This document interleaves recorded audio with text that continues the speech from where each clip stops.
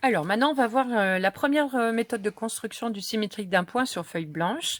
Donc pour cela, la première méthode, vous avez besoin de votre critérium, voilà, d'une gomme si on se trompe, réquer et compas. Donc faire attention, voilà, c'est celle qui utilise la réquer. Donc on utilise la définition du symétrique d'un point. Je vous rappelle que la droite, l'axe de symétrie, doit être la médiatrice d'un segment dont les extrémités sont un point et son image. D'accord? Donc ici, dans la première figure, on doit construire les points A' et B'. Ne pas relier A et B. On n'a jamais dit qu'il fallait relier A et B. Alors, pour construire la symétrique d'une droite, voilà, hop, première méthode. Donc je place l'axe vertical, c'est plus facile. Ensuite, je dois tracer une perpendiculaire. Donc, je vous rappelle comment on fait une perpendiculaire. Je dois aligner le milieu de la réquer. Vous voyez, là, je le décale, là où il y a les petits angles droits, sur mon axe. Donc, comme ça, c'est pas bon. Comme ça, c'est bon. Et si je fais faire la perpendiculaire qui passe par là, je fais un glissement de ma réquer.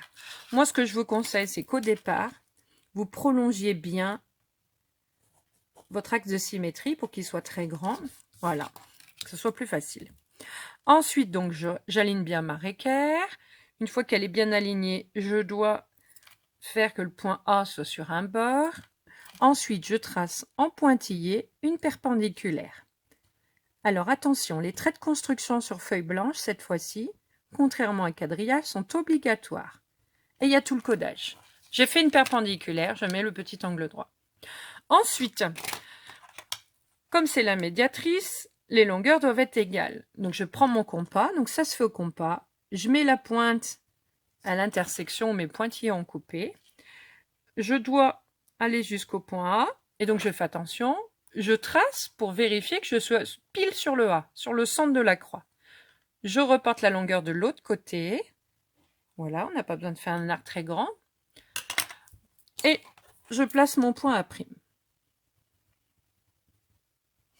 Voilà.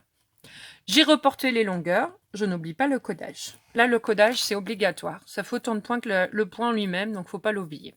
Je fais pareil pour le point B. Donc, je mets bien mon axe vertical pour m'aider. Je mets ma réquer alignée. Je rappelle que là, c'est pas bon. Là, c'est bon.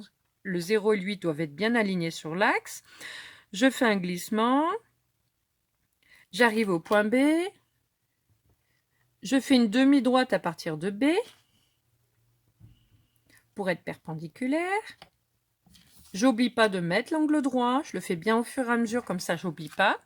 Je reporte les longueurs au compas. Donc là, que l'axe en fait soit horizontal, vertical ou pas, ça marche pareil. Je pivote et je peux placer mon point B'. Je peux pas mettre le même codage, puisque c'est une figure. Si là j'ai mis un trait, je peux pas mettre un trait là, puisque les longueurs, on voit bien qu'elles sont pas de la même. Les longueurs sont pas de la même longueur, justement. Alors, pour aller plus vite, donc la deuxième exemple, si je veux vraiment aller plus vite au niveau de la construction, et quand j'ai plein de points à faire, je vais faire les perpendiculaires tout d'un coup. Donc, je vous conseille toujours de placer l'axe vertical. S'il faut, on prolonge. Voilà, partout. Je mets ma réquer alignée sur la droite. Je veille à ce que je passe par le point A. Je commence par faire une demi-droite. Je la fais assez grande, bien entendu, sinon il faudrait que je la prolonge. Je perds du temps. Voilà, je mets mon angle droit et je continue. Donc je redécale ma réquer et je fais l'autre de demi-droite. Ensuite, je prends le compas. Je l'écarte jusqu'au point A et je trace. On doit le voir, l'arc de cercle en A, pour être sûr que vous êtes dessus, et je fais de l'autre côté. Attention, on fait bien le compas quand on a déjà fait les pointillés. Comme ça, les marques de compas sont plus petites, parce qu'on sait où est-ce qu'on doit couper. Voilà. Une fois que j'ai les petites marques, voilà, je peux repivoter pour bien mettre mes points dans le bon sens de la feuille.